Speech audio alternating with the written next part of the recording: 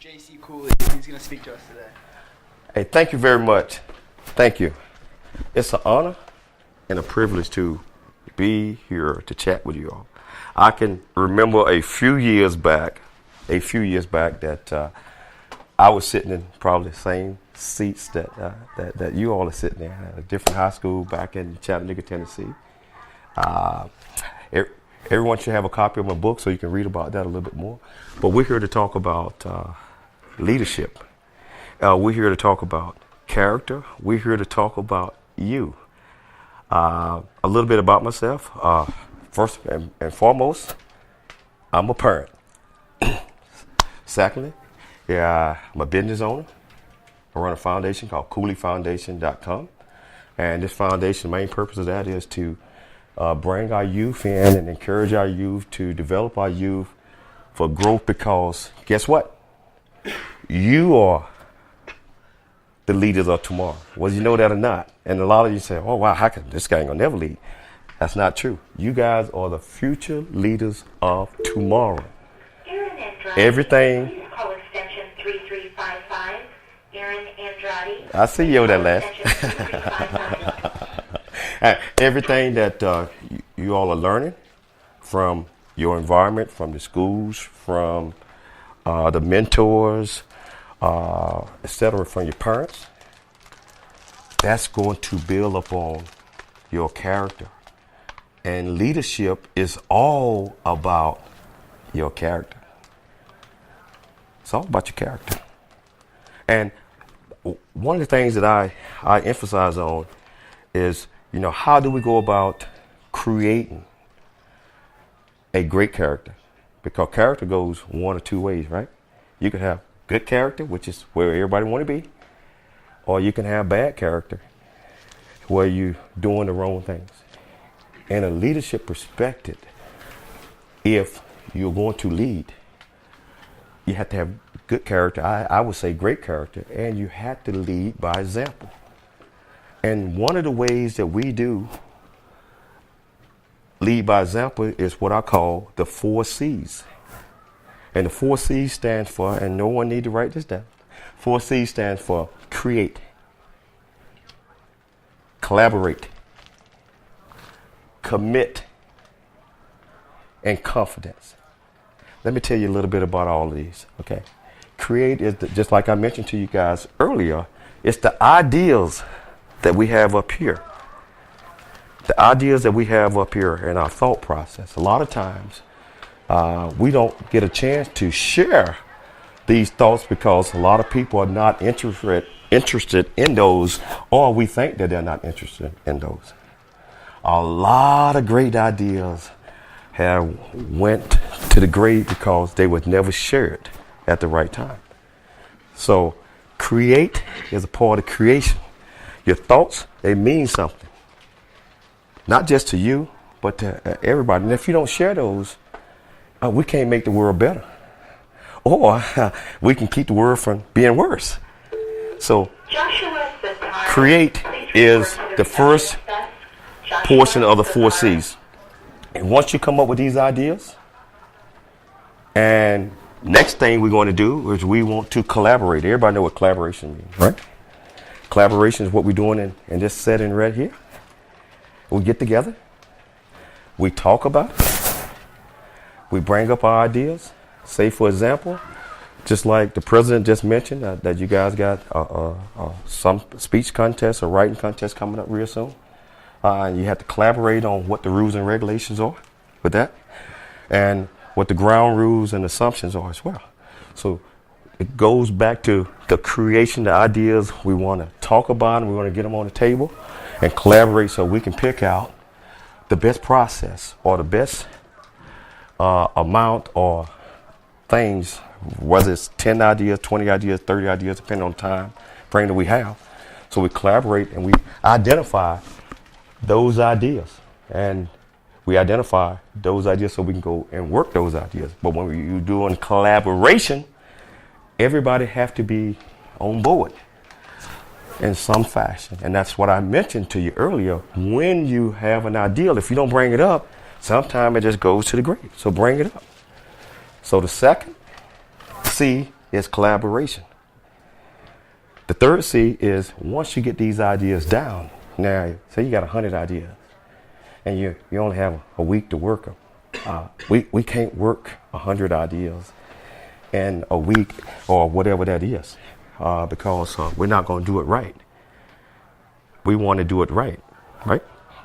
So once we identify the most important, or where we have a list or whatever you want to call it, and we said we need to do these 10 things right here, then we want to bring ourselves together and we want to commit to those. So that's the third C, is commit. That's what you do with anything in life. You have to commit to it. Otherwise, it's just a thought. So you commit to the things that you're going to work, and we kind of get agreements from a group perspective. Now, when you're doing these things, and you all already know, everybody's not going to be happy about their ideas not getting on that top 10. But those are just a list of the top 10 things that have to be done at that time. There will be other times, we hope, where we can add the other things in that are important. So, like I said, I'm going to go over. The first one is create. Second one is collaborate. Third one is commit. So when you're doing these things, you committed and you got agreements among the group. You have to know. And you have to feel that you can go and do these things, right? It ain't something you saying, okay, we commit to it, but are you sure you can do it? That means the fourth C is what? Confidence. You have to have confidence that you can go and do the things that you lay out to do. Confidence. That's what is a part of life. It's confidence. And when you stand up and you talk to folks, when you set your mind to doing something, when somebody tell you cannot do this or that, now you don't have the talent to do this or that, and you say, hey, I know I can do this. I know I can do that. Let me show myself. Let me show them that I can do this. That's confidence, because you know it's inside of you. It's inside of you. So create, collaborate, commit, and one more time. Create, collaborate, commit, confidence. You know what that equals? That equals what we call the big C. Character. Character building. You see where we going with that?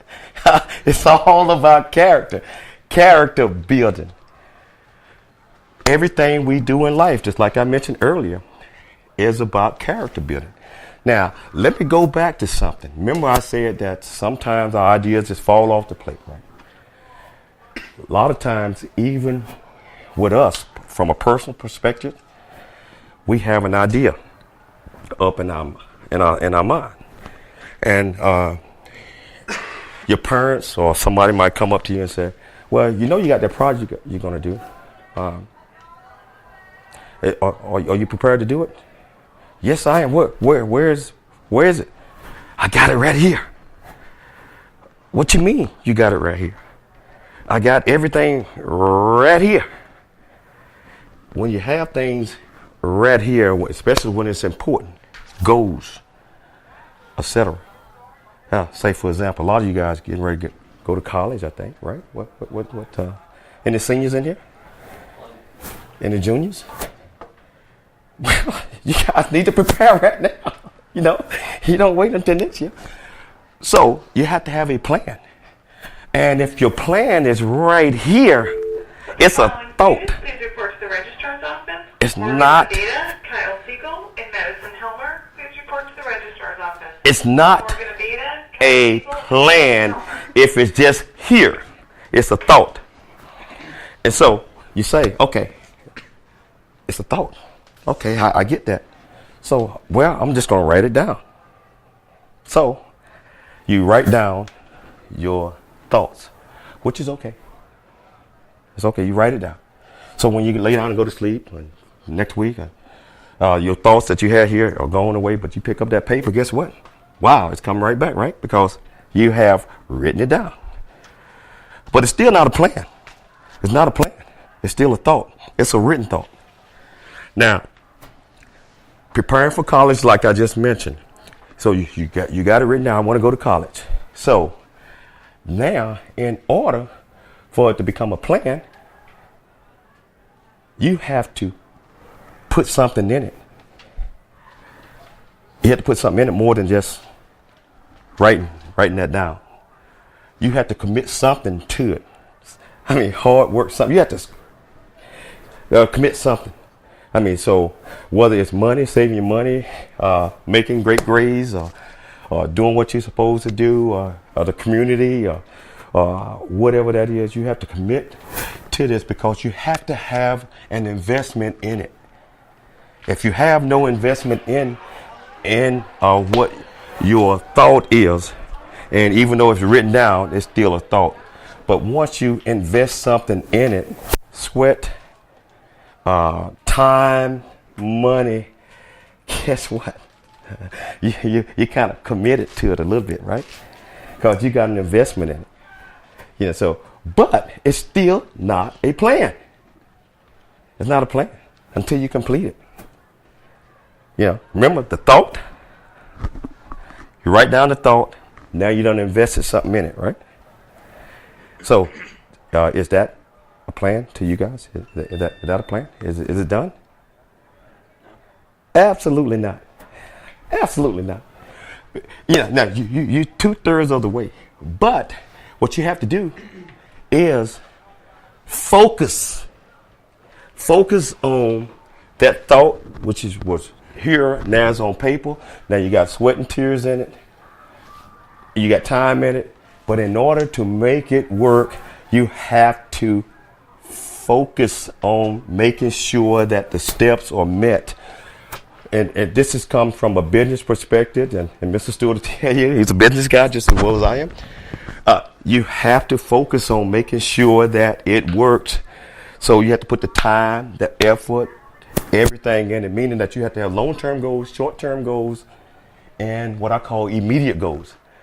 Everything that is going to require now to meet these immediate goals, you have to have timelines. So you have to work on those things. So a plan is what? It starts from a thought. We write the thought down.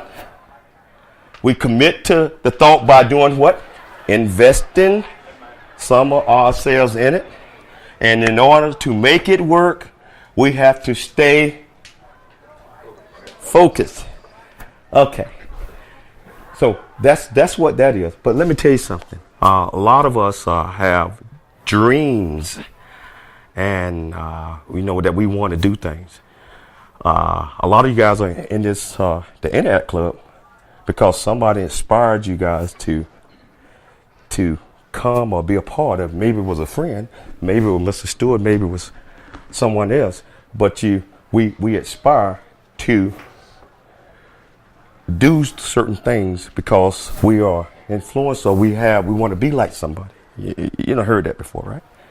So we call that, we're inspired by whatever that might be.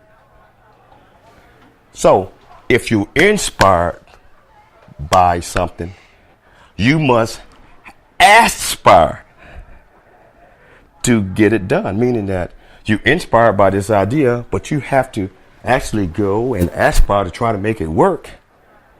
So you're inspired, which creates aspire. But the only way that you get there is you got to perspire. You can be inspired, you can aspire, but you have to perspire. And guess what that means? You have to work. You have to work. Inspiration leads to aspiration, which requires perspiration. You must work at everything that you do. Give 110% at everything that you do. A lot of people say, well, I made a C. Okay, C is okay, I guess. But did you give your best? Did you give your best? No, but I passed. Did you give your best? My goal and my important words to you, if you do the best that you can, and you make a C and you gave your best, you really made an A because you gave all you can. But when you don't give all that you can and you just try to get by, that's how you're going to be in life. Worldview. It equals 100%. 87% of the world are what we call followers. That means they'll do anything anybody tell them. 10% of the world is what we call sabotagers, or I'm going to do it my way. But that doesn't necessarily mean they're bad. 3% of the world, which I think everybody in here is a 3%. I'm a 3%. I think Mr. Stewart, I know he's a 3%. 3% are the ones that give their best. They can figure it out because they work extremely hard to get it done. So 3% of the world population control the other 97%. Where are you? Where you want to be? 10%, just like I said, doesn't necessarily mean you're bad. It means that sometimes you figure out your way might not be the best way. Sometimes your way is the best way. And so eventually you're going to get to that 3% group, but you're never going to fall in the 87% group. Or you might stay in the 10%. You fight everything you have to do. So my departing words is inspiration, aspiration, perspiration, lead the work, give 110% at everything you guys do. Any questions? Anything? Yes, sir. What led me? I hope you get an opportunity to read my book. I grew up, and I'll tell you real quick for the bell ring. I grew up back in Chattanooga, Tennessee, where we did not have hardly anything. When I moved to Alabama, we didn't have running water, didn't have food to eat other than what we grown outside. A chicken, you had to go catch it, and so no electricity or anything like that. So I learned to be grateful for everything that I had through my upbringing and what I call the path, my path. Each one of you guys have a path. Each one of you guys have a path. I learned from my path that you have to get an understanding of everything that you're dealt with in life to fully understand where you're going. Because if you don't know where you're going, any road gonna get you there. If you don't know where you're going, any road gonna get you there. You have to figure out where you're going. So what led me to that was my path, and my path led me to the Navy, and from that it led me to vocation school. It led me to college, graduate school, and etc. Read my story. So it started from being humble, being able to accept humility and pushing away from what we call pride. Pride will not get you to wherever you're going. Being the most popular person in school will not get you to where you're going. Having more girlfriends or boyfriends is not going to get you to where you're going. You have to work for everything that you do. I hope that answers your question. Questions? All right. Thank you, Mr. Thank you. Thank you for giving me this opportunity.